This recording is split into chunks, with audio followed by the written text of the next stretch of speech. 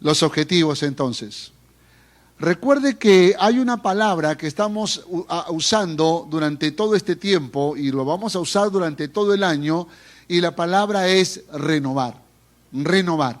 Es muy importante que nosotros podamos comprender el poder de esta palabra.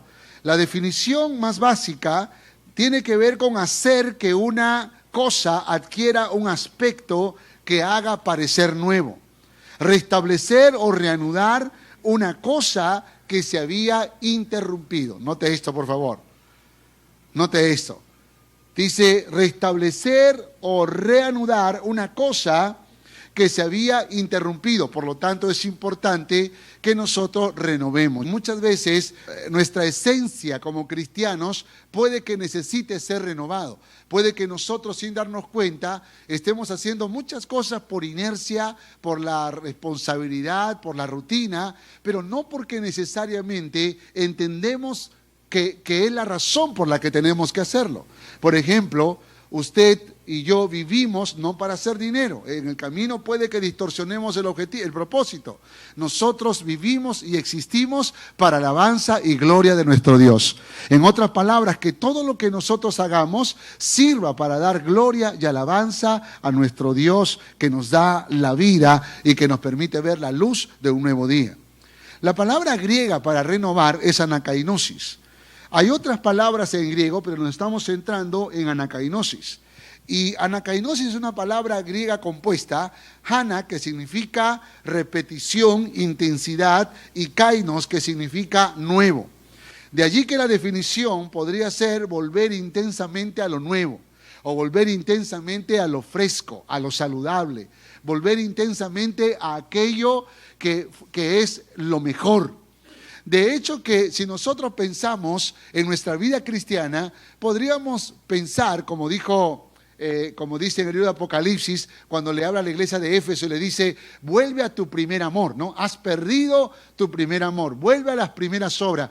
Como si cuando uno empieza a conocer a Dios, ese conocimiento, esa primera revelación, desata algo tan grandioso en nuestras vidas, que nos enamoramos de Dios de una manera tal que con el pasar de los años vamos perdiendo ese brillo, vamos perdiendo esa pasión, vamos perdiendo ese fuego. Y esa antorcha se convierte en una pequeña chispa. Sin embargo, podría también significar volver a la esencia, volver a la razón por la cual existimos. Y esto tal vez no nos lleva solo a los primeros días de nuestra vida cristiana, nos lleva a los inicios de por qué Dios creó a la humanidad.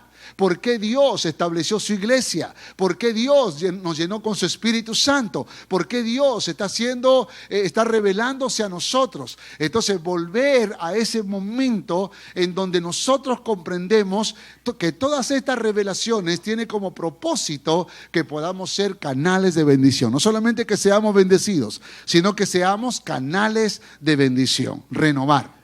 Entonces, hablamos sobre la misión. La misión tiene que ver con la razón de nuestra existencia como cristianos. ¿Para qué existimos? ¿Para qué vivimos? Y los textos que aparecen acá no hacen otra cosa que revelarnos la razón por la cual existimos. Existimos para predicar el Evangelio y para ser discípulos. ¿Cuántos dicen amén a esto?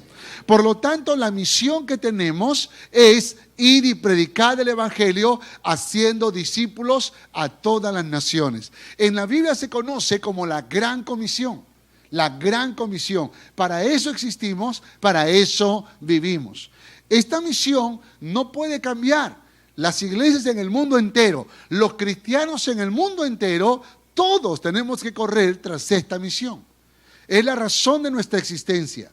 Es el propósito por el cual vivimos, es la razón por la cual existimos, para predicar el Evangelio y para ser discípulos.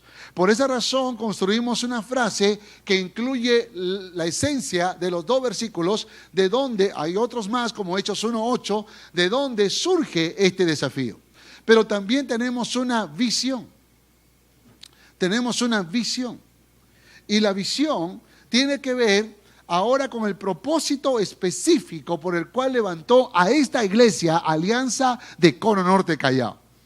La iglesia tiene una misión, pero también necesita revelación de la visión. Y la visión no es otra cosa que la razón específica por la que Dios nos puso en esta ciudad. Pero la misión también surge de una revelación bíblica. Y la revelación bíblica dice esto: en ti serán benditas todas las familias de la tierra. Cuando leímos la primera vez esta porción en nuestro estudio, por supuesto que entendíamos que Dios se lo estaba diciendo a Abraham. Pero hay tal cosa como el rema de Dios, hay tal cosa como que cuando tú estás leyendo la historia bíblica, la palabra de Dios, hay como que el Espíritu te convence que esa palabra no es para el personaje bíblico solamente. Esa palabra es para ti, ¿sí o no? Hay momentos en donde uno lee y dice, yo sé que esta promesa fue para Israel, o esta promesa es para la iglesia, o esta promesa es para Pablo, para Pedro, para Abraham, para Moisés. Pero de alguna manera el Espíritu te convence de que esa promesa es para ti. Eso es un rema de Dios.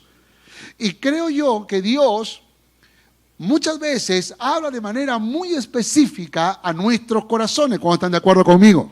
Por esa razón la palabra de Dios es viva y eficaz, ¿sí o no? Porque si no fuera así, sería solo un libro de historia. Pero como el Espíritu de Dios se mueve de una manera muy especial, entonces esa palabra, esa historia, esa promesa es como una flecha que penetra en tu corazón. Y tú sabes que esa palabra no fue solo para ese personaje, sino que fue para ti. La historia de Cono Norte Callao nos hacía mirar la necesidad de restaurar familias. Por lo tanto, poco a poco Dios fue mostrando y revelando su propósito. Al comienzo no era así. Al comienzo de la historia de nuestra iglesia solo teníamos la misión.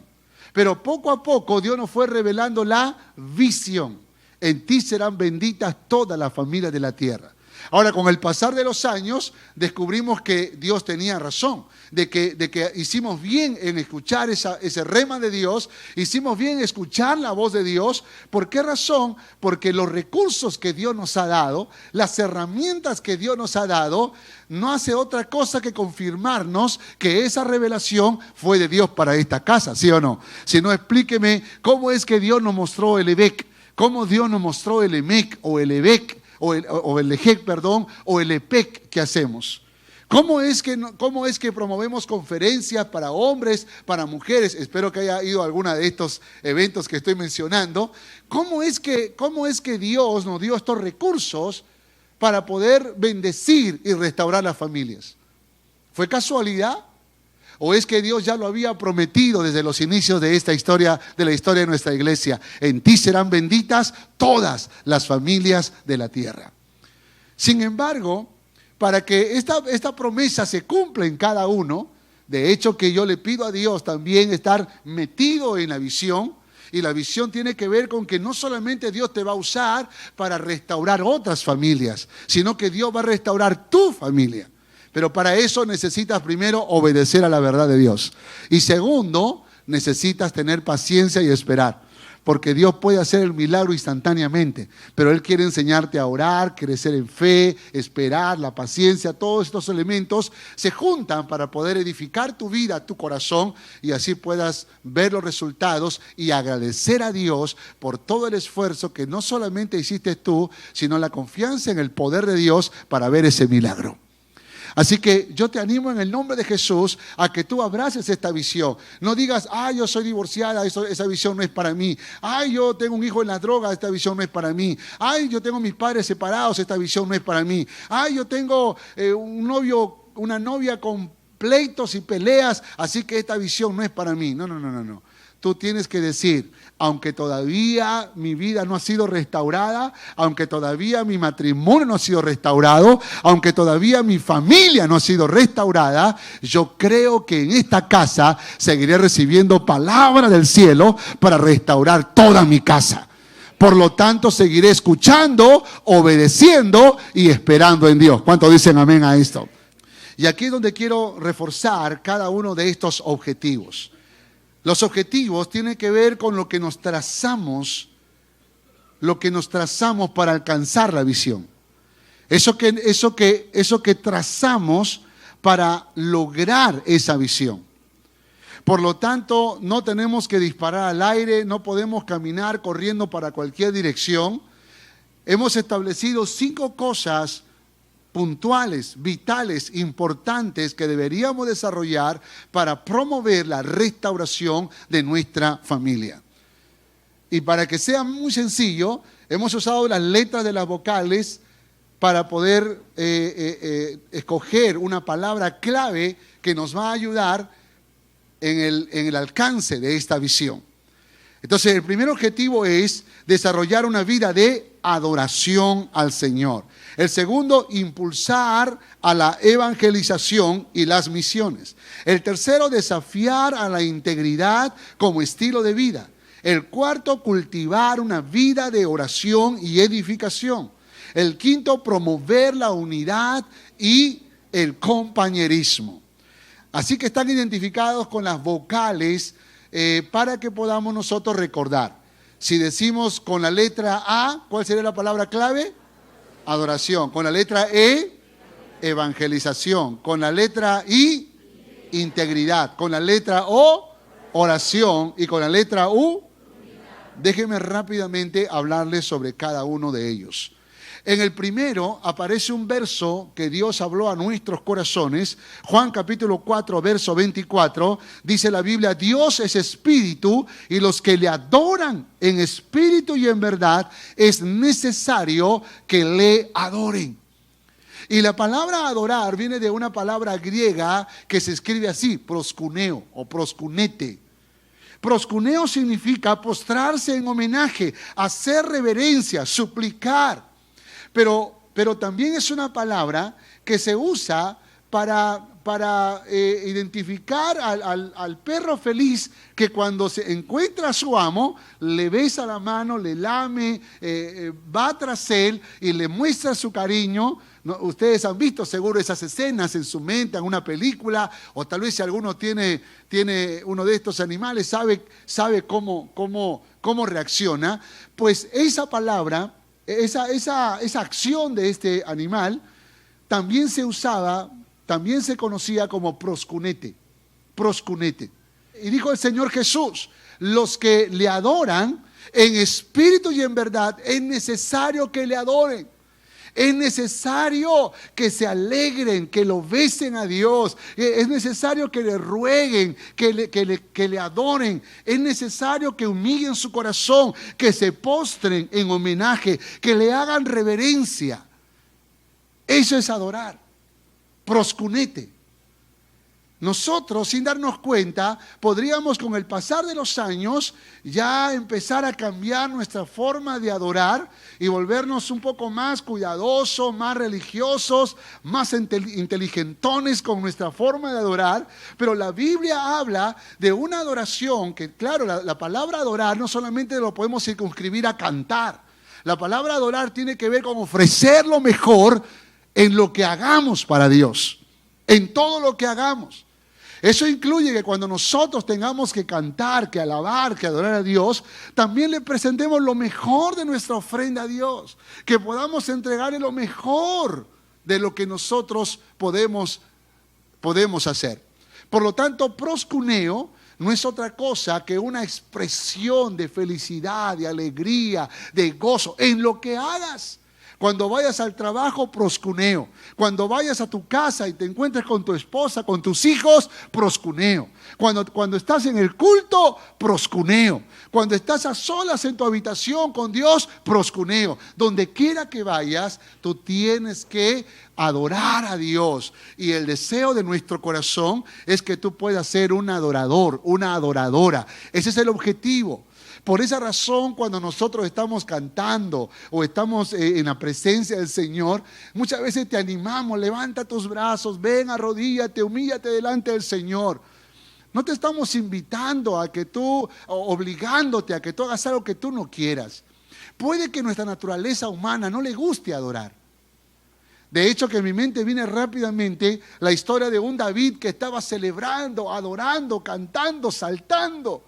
Pero la esposa molesta le dijo: se te ve mal, se te ve vil, qué horrible, y todavía tú eres el rey, saltando como un loco. ¿Qué te pasa? Hasta las piernas se te ven.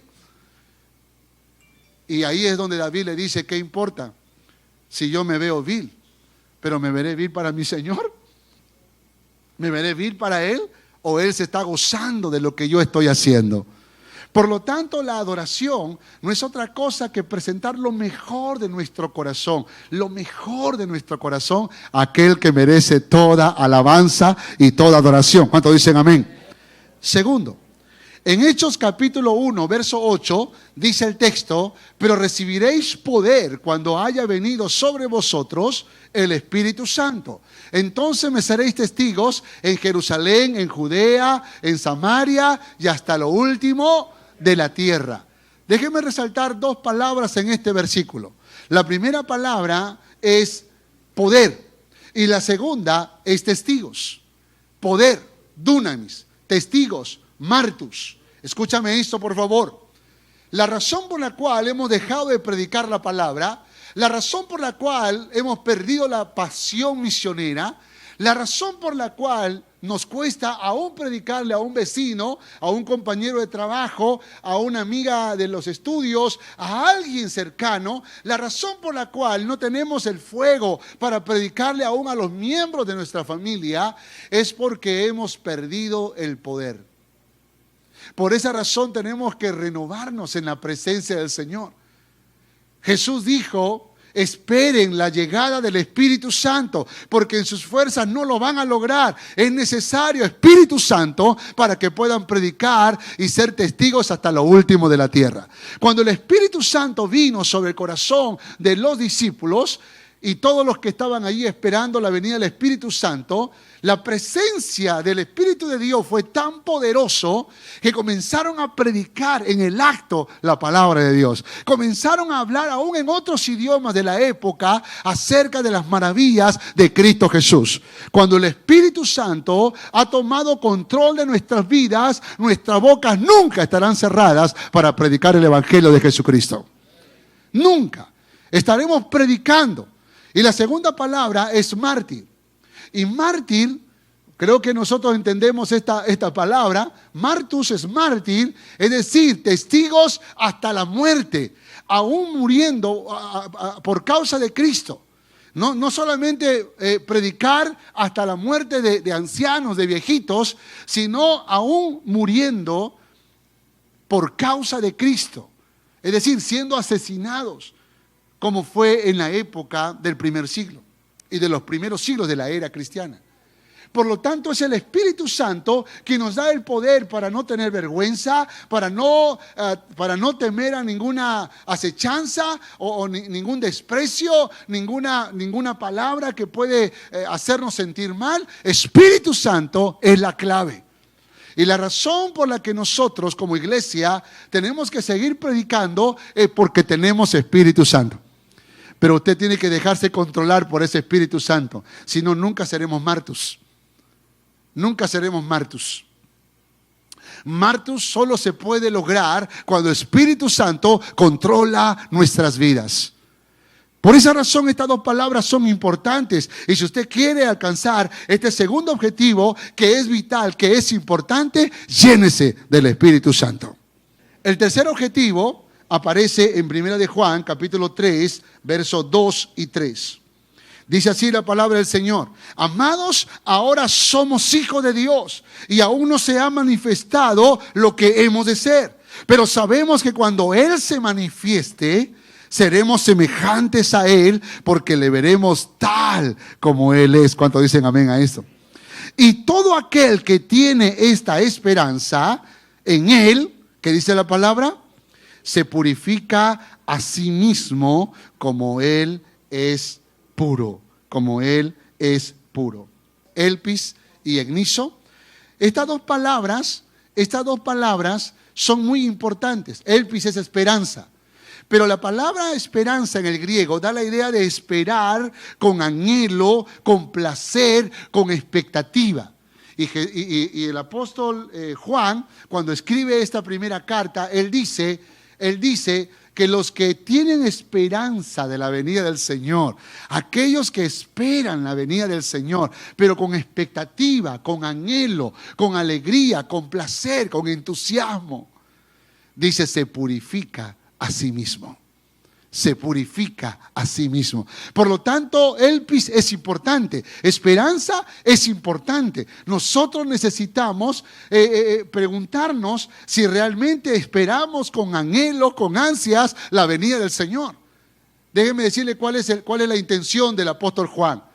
Aquel que tiene la esperanza, aquel que tiene el entusiasmo, la pasión por la venida del Señor, aquel que tiene la expectativa, vive consciente de la presencia de Dios, de la naturaleza de Dios y de las promesas de Dios.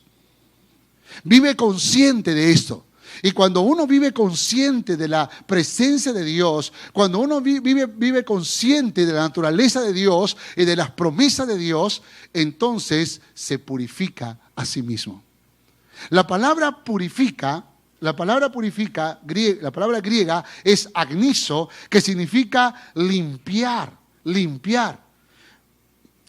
Hasta ser agnos. Agnizo es la acción, pero hasta ser agnos. Y agnos significa inocente, casto, puro, perfecto. Y el deseo de Dios es que tú y yo nos sigamos limpiando en la presencia del Señor, en el poder del Espíritu Santo, en la verdad de Dios, limpiarnos hasta ser puros, hasta ser castos, hasta ser inocentes, hasta ser perfectos. Y sabemos que esto lo vamos a lograr cuando le veremos cara a cara. ¿Cuántos dicen amén a esto? Sin embargo, la pregunta es, ¿estás creciendo en ese agnus? ¿Estás cada día siendo más pura, más puro, más casto, más casta, más inocente? Porque, hermanos, si algo nos hace perder la inocencia, es la maldad, las traiciones, el pecado sexual. Nos hace perder la inocencia. De hecho, que la mirada de un joven que nunca tuvo sexo a la de un joven que sí tuvo sexo, todos los que somos casados podemos identificarlo, ¿sí o no? Su forma de mirar, su forma de conversar, su forma de hablar. Y no digo con esto que los que han tenido sexo prematrimonial están condenados a no ser puros, inocentes. No, pero tenemos que recuperar esa inocencia. Tenemos que recuperar esa pureza. Tenemos que recuperar esa castidad. Tenemos que recuperar. No dejes que las cosas malas que te hayan pasado en la vida te condenen a ser impuro. Porque en Cristo Jesús es posible recuperar la inocencia. En Cristo Jesús es posible recuperar la castidad. En Cristo Jesús es posible recuperar la inocencia, la castidad, como lo dice la palabra agnos. Todo aquel que tiene la esperanza, elpis, se purifica a sí mismo.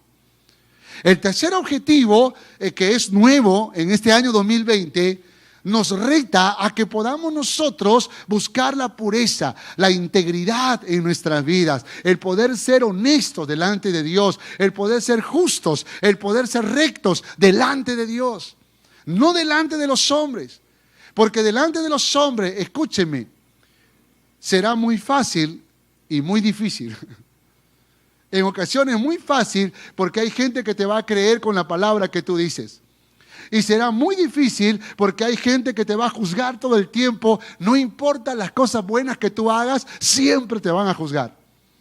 Así que no luches por ser casto, puro o pura o inocente delante de los hombres. Intenta y lucha para hacerlo delante de Papá Dios, que lo ve todo. Que lo ve todo. Porque si tú estás cuidándote solo de tu esposa, de tu esposo, de tus padres, de tus hermanos, de los hermanos de la iglesia, del pastor, entonces va a ser muy fácil engañarlos.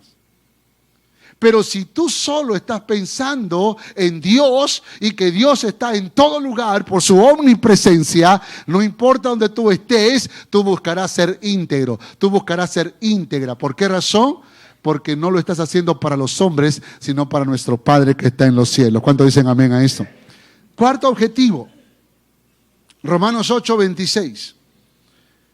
Dice la palabra del Señor, y de igual manera, el Espíritu nos ayuda en nuestra debilidad. Pues qué hemos de pedir como conviene, no lo sabemos, pero el Espíritu mismo, que dice la palabra, intercede por nosotros con gemidos indecibles. Escuche el cuarto objetivo. Las dos palabras que resalto aquí es debilidad e interceder. La palabra debilidad viene del griego astenia, que significa débil de cuerpo o alma, escuche, frágil en moral. Eso es debilidad. Y mire lo que dice, vuelvo a leer el texto, dice, de igual manera el Espíritu nos ayuda en nuestra debilidad. En nuestra debilidad.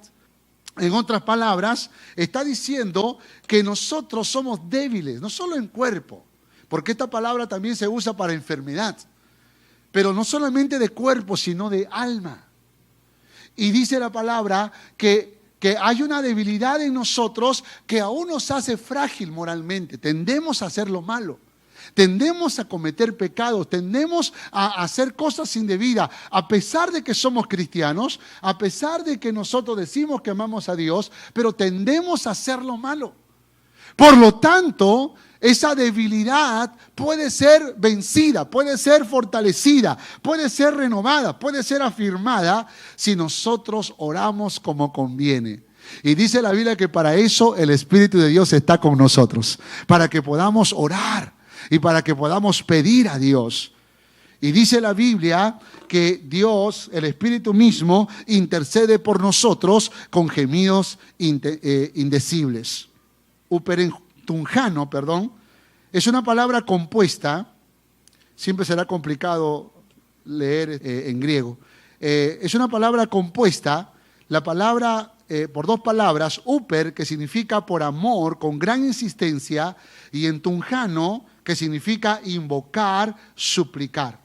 Pero dice por amor y con gran insistencia. Entonces, cuando la Biblia dice que el Espíritu Santo intercede por nosotros con gemidos indecibles, lo que está diciendo es que el Espíritu de Dios nos hace clamar, nos hace invocar, nos hace rogar por amor, con insistencia. No obligando a Dios, no exigiendo a Dios, pero esa persistencia, esa perseverancia de súplica es la que el Espíritu quiere desatar en nosotros, quiere provocar en nuestros corazones. Sin embargo, muchas veces nosotros nos resistimos. Así que esa oración que muchas veces nosotros hacemos, Señor, gracias por los alimentos. Amén. Esa oración, yo no sé, yo creo que en su misericordia Dios escucha todas las oraciones, pero yo no sé si esa oración existía, esa forma de orar existía. Lo que yo creo es que si nosotros vamos a orar, oremos de verdad. Si vamos a orar, hermanos, oremos de verdad. No como yo creo que debe ser la oración, sino como la Biblia enseña que debe ser la oración. El Espíritu de Dios dice que está en nosotros para ayudarnos, para enseñarnos, para animarnos, para consolarnos, para guiarnos. Lo mejor que podemos hacer es dejarnos guiar por el Espíritu Santo, aún para interceder. Y dice la Biblia con gemidos indecibles.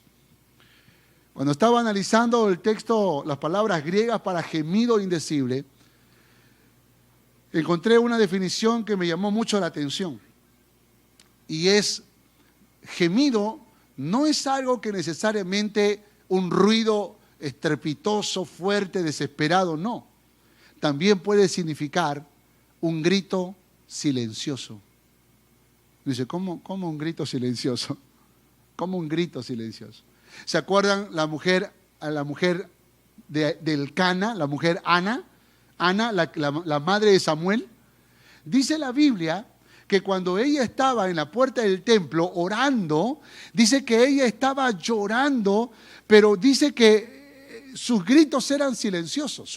O sea, había cara de que gritaba, pero no había ruido.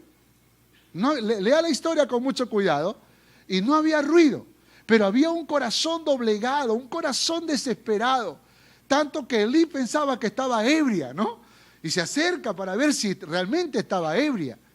pero se da cuenta que es una mujer que estaba desesperada, clamando y suplicando por una necesidad en particular. ¿Cuál es la necesidad por la cual clamaba? Quería un hijo. Muy bien. Gemidos indecibles. ¿Cuándo fue la última vez que tú oraste con gemidos indecibles? Porque así es como el Espíritu de Dios quiere orar a través de nosotros. O haces la oración del religioso, o haces la oración de la comida para todas las cosas. Para todas las cosas. Y no pasamos de ese tipo de oración y nos hemos acostumbrado, o lo hemos hecho tantas veces que ya nos acostumbramos. Y cuando vemos a alguien desesperado de rodillas, levantando manos, dice, está borracho, está borracha. Algo está mal en su vida. Cuando tal vez los que estamos mal podríamos ser nosotros. Porque hemos perdido la esencia de la oración. ¿Cuál es el objetivo? ¿Cómo vamos a trabajar este objetivo? Hermanos, cada objetivo tiene obliga acciones, obliga tareas. Por esa razón, cuando trabajamos cada objetivo, se va a requerir algunas tareas, y yo quiero que piensen, por favor, en qué tareas podríamos hacer para cultivar una vida de oración. Ahora, cuando uno aprende a orar, la oración es dependencia de Dios. Cuando uno aprende a orar, se suma también la revelación bíblica. Por esa razón que unimos la edificación a la oración. Porque la oración es la necesidad de que Dios hable a mi vida, de que Dios fortalezca mi corazón, de que Dios responda a mis oraciones. Y Dios responde con revelación de su palabra. Por esa razón que somos edificados cuando buscamos el rostro de Dios. Quinto objetivo, promover la unidad y el compañerismo. Dice la Biblia, yo pues, preso en el Señor, Efesios 4, del 1 al 3, preso en el Señor, os ruego que andéis como es digno de la vocación con que fuisteis llamados, con toda humildad y mansedumbre, soportándonos con paciencia los unos a los otros en amor, solícitos en guardar la unidad del Espíritu en el vínculo de la paz. Note por favor las palabras griegas. La primera es para humildad. Humildad, tapeinofrusone. Humildad de mente, mente noble, mente compasiva. Esa es humildad.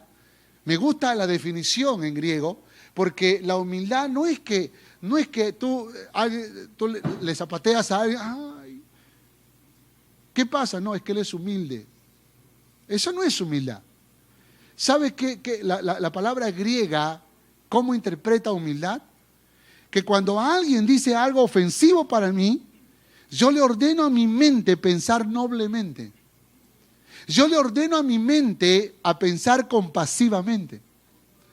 Nunca me voy a olvidar que en una ocasión, después de haber tenido una conversación muy complicada con una persona, yo llego a mi casa y estoy molesto, y mi esposa se da cuenta que mi rostro está enojado y me dice, ¿qué te pasa? Tú no sabes lo que me ha pasado, estoy molesto, no te puedo contar los detalles, pero estoy molesto con esta persona.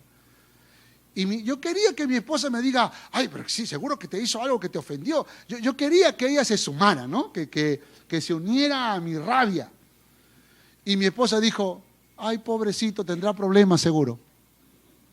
Tendrá conflictos en su casa tal vez.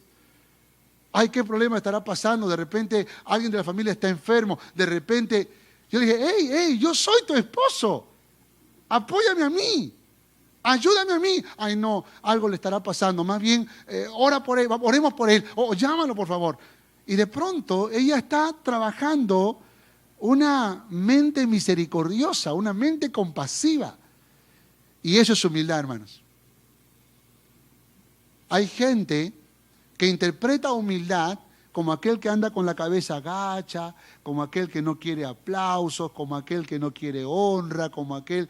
No, hermano, cuando la Biblia habla de humildad, habla de aquel que tiene mente compasiva, mente misericordiosa, mente, no voy a decir la palabra positiva porque puede sonar mal, pero mente de Cristo. Aprended de mí que soy manso y humilde de corazón. Praus, manso, apacible, dulce. Así que tenemos que ser humildes y mansos. En otras palabras, mente noble y dulces. Soportándoos. Soportándoos. Escuche, por favor. La unidad no tiene que ver con una relación perfecta. Porque si fuera así, todos los matrimonios estaríamos divorciados, ¿sí o no? Tiene que ver con soportarnos. Y la palabra soportar, griega, es anejomai, que significa sufrir, tolerar, padecer, aguantar, soportar. Si tú quieres la unidad, tú no esperes que todos piensen igual que tú, que todos sientan lo mismo que tú. Hay algunas personas que tú quisieras tal vez no contar con esa persona, yo no sé. A veces tenemos hijos que cuando no obedecen uno dice, Señor, llévatelos o te los mando. ¿Cómo hacemos, Señor? De pronto hay momentos en donde no podemos y uno no sabe qué hacer. Primero, humildad y mansedumbre. Eso es lo primero. Segundo, soportar. Tienes que soportar, tienes que aguantar. ¿O tú crees que Jesús tenía 12 discípulos que eran dulces, los 12? ¿El Señor Jesús soportó o no soportó? Y si Jesús soportó, ¿quiénes somos nosotros para no soportar? Anejomai. Enotes, uno, unidad. En el vínculo de la paz, sundesmos. En el vínculo de la paz. Y vínculo, escúcheme esto. Esto es tremendo, ¿eh? La palabra sundesmos también significa prisión. Significa cárcel. Atadura unidora. Sundesmos. Ahora, déjeme decirle algo con mucho cuidado porque no lo voy a interpretar. El pastor ha dicho, va a decir. Entonces, quiero decirlo con mucho cuidado. El matrimonio es una cárcel.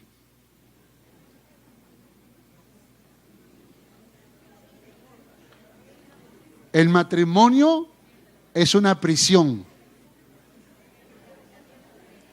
El matrimonio es una atadura unidora. Vínculo, pues. Vínculo. Pero qué hermosa cárcel, ¿sí o no? Qué hermosa prisión. ¿Quién quiere salir de esa cárcel?